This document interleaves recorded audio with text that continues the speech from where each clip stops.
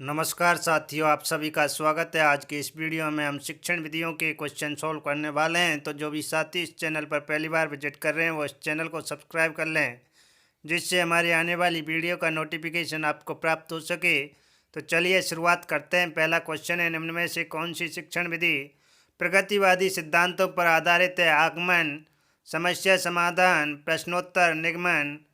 शिक्षण विधि जो कि प्रगतिवादी सिद्धांतों पर आधारित है, इसका सही आंसर हो जाएगा ऑप्शन 2, समस्या समाधान विधि।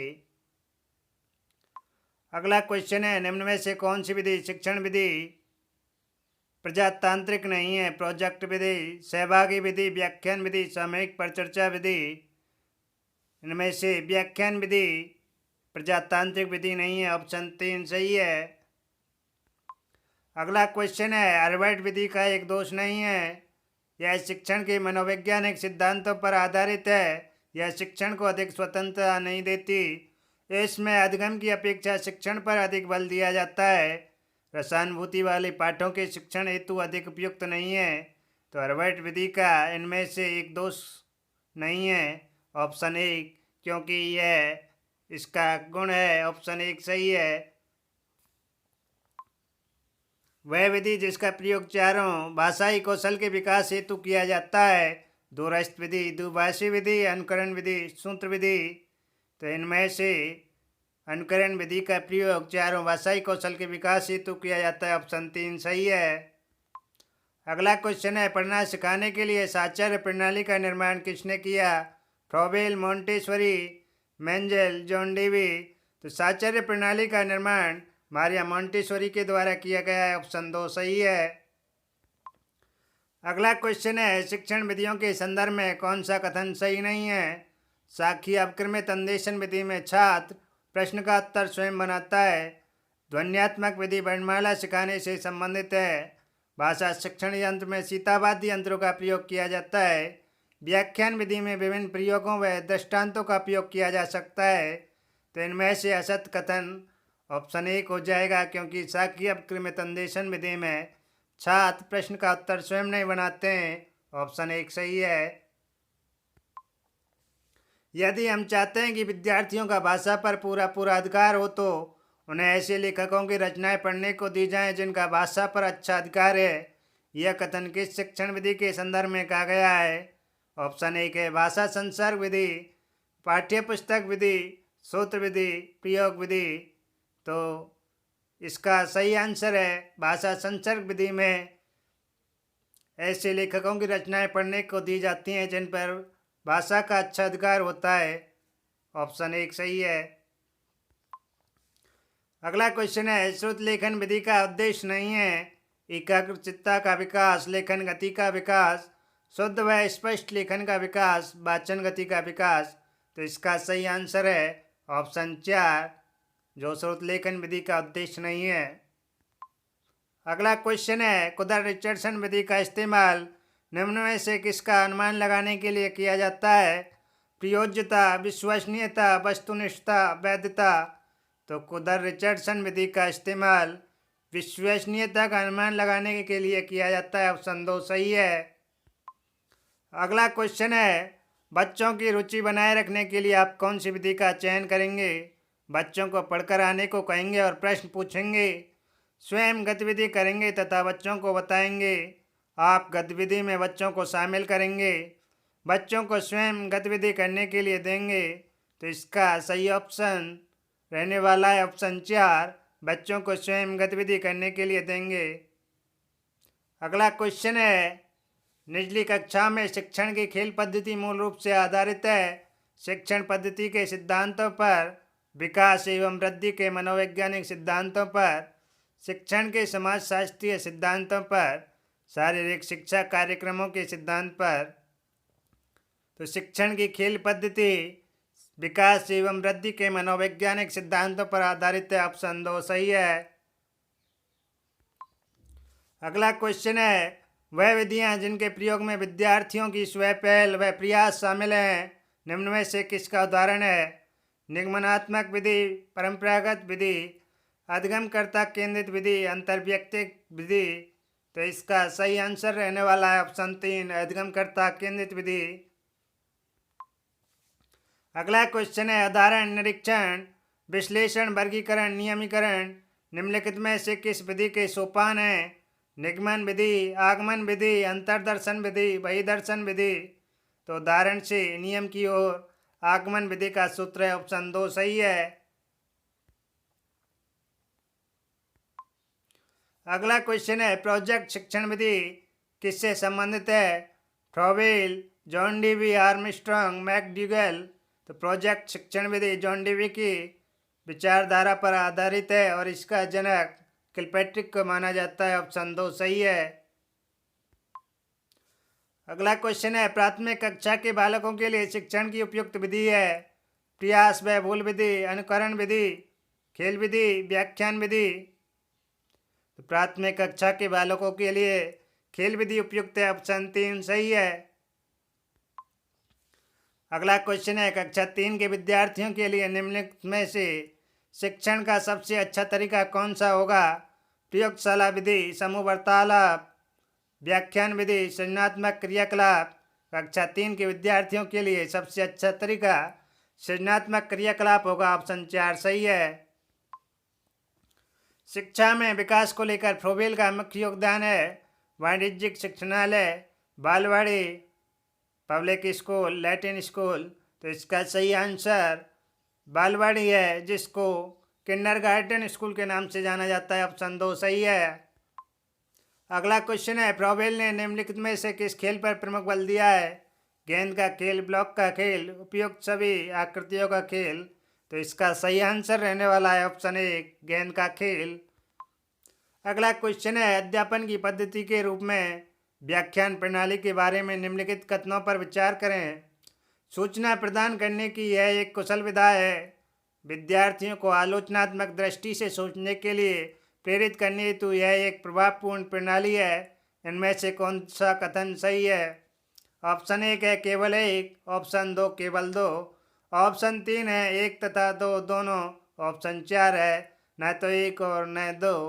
तो इसका सही आंसर रहने वाला है ऑप्शन 3, ये दोनों कथन सही हैं, ऑप्शन 1 तथा 2।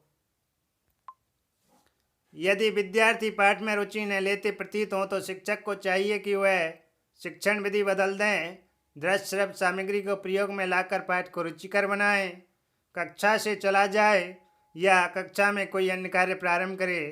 तो इसका सही आंसर रहने वाला है ऑप्शन 1, यदि विद्यार्थी पाठ में रुचि न लेते प्रतीत हो तो शिक्षक को शिक्षण विधि में बदलाव कर देना चाहिए, ऑप्शन 1 सही है। अगला क्वेश्चन है प्राथमिक स्तर पर एक शिक्षक में निम्न में से किसे सबसे महत्वपूर्ण विशेषता मानना चाहिए? धैर्य और दृढ़ता, शिक्षण पद्धतियों और विषयों के ज्ञान में दक्षता, अति मानक भाषा में पढ़ाने में दक्षता, पढ़ाने की उत्सुकता। तो प्राथमिक स्तर के एक शिक्षक में धैर्य और दृढ़ता का होना सबसे महत्वपूर्ण है, ऑप्शन 1 सही है। प्राथमिक विद्यालय के कक्षा कक्ष के संदर्भ में सक्रियबद्धता का क्या अर्थ है? याद करना, प्रत्यास्मरण और सुनाना, शिक्षक का अनुकरण और नकल करना, जांच पड़ताल करना, प्रश्न पूछना और वाद विवाद, शिक्षक द्वारा दिए गए उत्तरों को नकल करना। तो प्राथमिक विद्यालय के कक्षा कक्ष के लिए सक्रियबद्धता का अर्थ है जांच पड़ताल करना, प्रश्न पूछना और वाद विवाद। इसका सही ऑप्शन रहने वाला है ऑप्शन 3।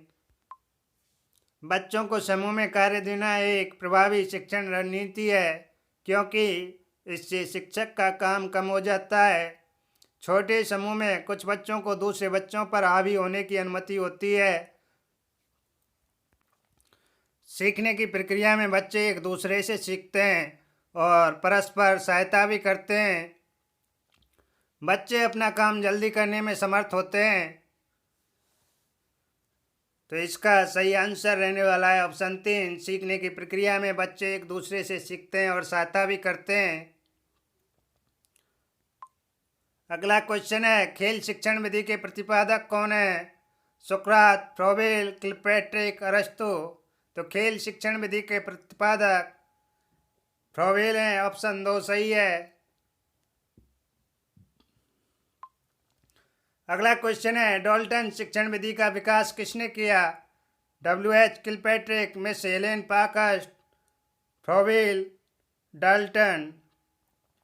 तो डाल्टन शिक्षण विधि का विकास मिस हेलेन पार्कस्ट के द्वारा किया गया। डाल्टन विधि को ठेका विधि के नाम से भी जाना जाता है। ऑप्शन 2 सही है। अगला क्वेश्चन है, निम्न में से रचना शिक्षण की विधि नहीं है? प्रवचन विधि, प्रश्नोत्तर विधि, निर्देशन विधि, भाषा संसर्ग विधि। तो इसका सही आंसर रहने वाला है ऑप्शन 4, भाषा संसर्ग विधि।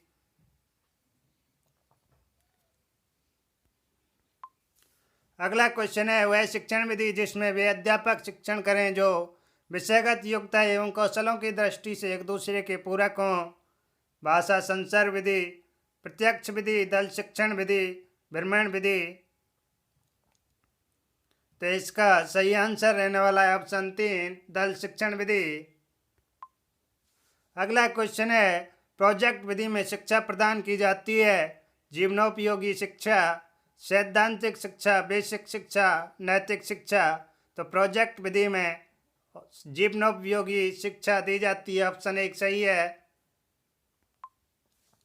अगला क्वेश्चन है, व्याकरण शिक्षा स्वतंत्र रूप से किस विधि में नहीं दी जा सकती? भाषा संसर्ग विधि, आगमन विधि, निगमन विधि, पाठ्यपुस्तक विधि।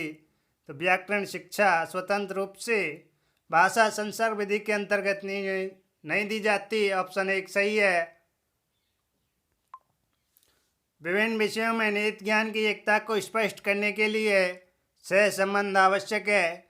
वह शिक्षण जिस विधि से होगा वह रसास्वादन विधि, प्रदर्शन विधि, समवाय शिक्षण विधि, व्याख्यान विधि। तो इसका सही आंसर रहने वाला है ऑप्शन 3, समवाय शिक्षण विधि। अगला क्वेश्चन है, व्याकरणिक नियमों को कंठस्थ कराने की अपेक्षा कक्षा कक्ष में भाषाई वातावरण बनाने पर अधिक बल दिया जाता है। दल शिक्षण विधि, प्रत्यक्ष विधि, दूरस्थ शिक्षण विधि। इनमें से कोई नहीं। तो इसका सही आंसर है प्रत्यक्ष विधि, ऑप्शन 2।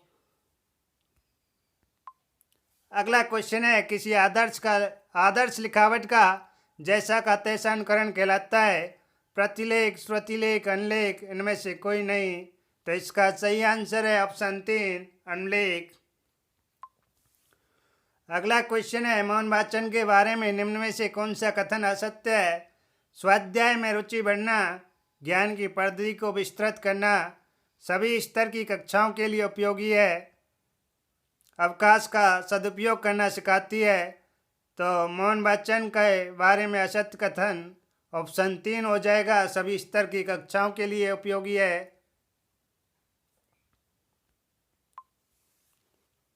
अगला क्वेश्चन है, शिक्षण अधिगम प्रक्रिया को देखा नहीं जा सकता, सिर्फ अनुभव किया जा सकता है जिस विधि में? अवक्रमित अन्वेषण विधि, सूत्र विधि, अनुकरण विधि, पर्यवेक्षित अध्ययन विधि।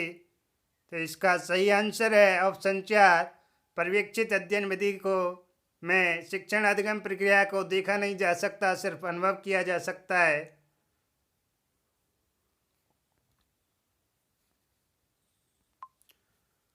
अगला क्वेश्चन है, नर्सरी तथा प्राथमिक स्तर पर कविता शिक्षण की सर्वश्रेष्ठ प्रणाली है? गीत तथा नाट्य प्रणाली, शब्दार्थ कथन प्रणाली, प्रश्नोत्तर तथा खंडान्वय प्रणाली, व्याख्या प्रणाली। तो इसका सही आंसर है गीत तथा नाट्य प्रणाली, ऑप्शन 1। अगला क्वेश्चन है, व्याकरण शिक्षण की किस प्रणाली को विकृत रूप से सुग्गा प्रणाली भी कहते हैं? व्याकृति प्रणाली, सहयोग प्रणाली, निगमन प्रणाली, पाठ्यपुस्तक प्रणाली। तो इसका सही आंसर है ऑप्शन 4, पाठ्यपुस्तक प्रणाली को सिग्गा प्रणाली के नाम से जाना जाता है। अगला क्वेश्चन है, गद्य शिक्षण में शब्दार्थ स्पष्ट करने की विधि है? प्रश्नोत्तर विधि, व्यास विधि, उद्बोधन विधि, खंडान्वय विधि। तो इसका सही आंसर है ऑप्शन 3, उद्बोधन विधि। जबकि प्रश्नोत्तर, व्यास और खंडान्वय पद्य शिक्षण की विधियां हैं।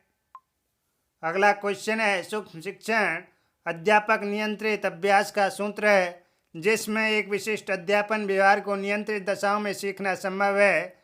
सूक्ष्म शिक्षण की यह परिभाषा किसने दी है? बी के पासी, डेविड यंग, एलन और ईव क्लिफ्ट। तो ये परिभाषा एलन और ईव के द्वारा दी गई है। ऑप्शन 3 सही है। अगला क्वेश्चन है, इकाई विधि के किस सोपान में गृह कार्य प्रदान किया जाता है? ऑप्शन ए के प्रथम, द्वितीय, षष्ठम और चतुर्थ। तो इकाई विधि के चतुर्थ सोपान में गृह कार्य प्रदान किया जाता है। ऑप्शन 4 सही है। अगला क्वेश्चन है, व्याकरण के ज्ञान का मुख्य उद्देश्य है? भाषा प्रयोग में व्याकरण का ध्यान रखना, भाषा प्रयोग में अति शुद्धतावादी होना, व्याकरणिक बिंदुओं की परिभाषा याद करना, व्याकरणिक तत्वों की सूची बनाना। तो व्याकरण के ज्ञान का मुख्य उद्देश्य भाषा प्रयोग में व्याकरण का ध्यान रखना है। ऑप्शन 1 सही है। अगला क्वेश्चन है, अनुस्वार और अनुनासिक का प्रयोग करने संबंधी त्रुटियों को दूर किया जा सकता है? छपी सामग्री से समृद्ध वातावरण देकर, अनुस्वार वाले शब्दों की सूची बनवाकर, स्वयं सही उच्चारण का आदर्श प्रस्तुत कर, अनुनासिक के नियम बताकर। तो इसका सही आंसर है स्वयं सही उच्चारण का आदर्श प्रस्तुत कर। अगला क्वेश्चन है, विशिष्ट से सामान्य का सिद्धांत निम्न में से किसमें प्रयोग होता है?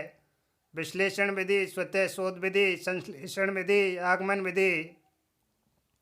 तो विशिष्ट से सामान्य का सिद्धांत आगमन विधि में प्रयोग होता है। ऑप्शन 4 सही है। अगला क्वेश्चन है, रचना शिक्षण के मुख्य रूप होते हैं 5, 3, 7, 2। तो रचना शिक्षण के मुख्य 2 रूप होते हैं। ऑप्शन 4 सही है। अगला क्वेश्चन है, निगमन विधि है मनोवैज्ञानिक है मनोवैज्ञानिक विधि? कुछ नहीं कह सकते, उक्त कोई नहीं। तो निगमन विधि एक मनोवैज्ञानिक विधि है। ऑप्शन 2 सही है। अगला क्वेश्चन है, व्याकरण के शिक्षण हेतु उपयुक्त विधि है आगमन विधि, निगमन विधि, उपयुक्त उक्त सभी की तबने विधि? तो व्याकरण के शिक्षण हेतु आगमन विधि उपयुक्त है। ऑप्शन 1 सही है। अगला क्वेश्चन है, कक्षा 8 में पढ़ने वाली नंदिनी लिखते समय वर्तनी की अशुद्धियाँ करती है, भाषा शिक्षक के रूप में आपकी क्या जिम्मेदारी मानते हो? ऑप्शन 1 है, नंदिनी को ऐसे अवसर प्रदान करना कि वह स्वयं उनमें सुधार कर सके। नंदिनी की अशुद्धियों को काटकर सही करना और उन्हें 20-20 बार लिखना। नंदिनी को समझाना कि वर्तनी की शुद्धियाँ करने पर उसके अंक कट जाएंगे। नंदिनी को समझाना कि वर्तनी की शुद्धता ही लेखन का सशक्त पहलू है। तो इसका सही आंसर है ऑप्शन 1, नंदिनी को ऐसे अवसर प्रदान करना कि वह स्वयं उनमें सुधार कर सके। अगला क्वेश्चन है, किस विधि में भाषा व्यवहार पुष्टि के लिए पखवाड़े तक कार्यगोष्ठी की जा सकती है? सैनिक विधि, समूह शिक्षण विधि, ध्वन्यात्मक विधि, दूरस्थ शिक्षण विधि? तो इसका सही आंसर है दूरस्थ शिक्षण विधि। अगला क्वेश्चन है, कौन सी विधि उदाहरण द्वारा प्रारंभिक व्यवहार का आधार और शिक्षण की प्राकृतिक विधि मानी जाती है? प्रत्यक्ष विधि, साहचर्य विधि, संभाव्य विधि, प्रदर्शन विधि? तो इसका सही आंसर है प्रदर्शन विधि। ऑप्शन 4। अगला क्वेश्चन है, अनुवाद विधि किस सिद्धांत का पालन करती है? ज्ञात से अज्ञात की ओर, विशेष से सामान्य की ओर, स्थूल से सूक्ष्म की ओर, विश्लेषण से संश्लेषण की ओर? तो अनुवाद विधि ज्ञात से अज्ञात की ओर सिद्धांत का पालन करती है। ऑप्शन 1 सही है। अगला क्वेश्चन है, पर्यवेक्षित अध्ययन विधि का विकास किस स्तर के शिक्षण को ध्यान में रखकर किया गया है? चिंतन स्तर, स्मृति स्तर, बोध स्तर, 1 व 2 दोनों? तो इसका सही आंसर है ऑप्शन 3 बोध स्तर। तो ये थे हमारे आज के क्वेश्चन। फिर मिलते हैं नेक्स्ट क्वेश्चनों के साथ अगली वीडियो में।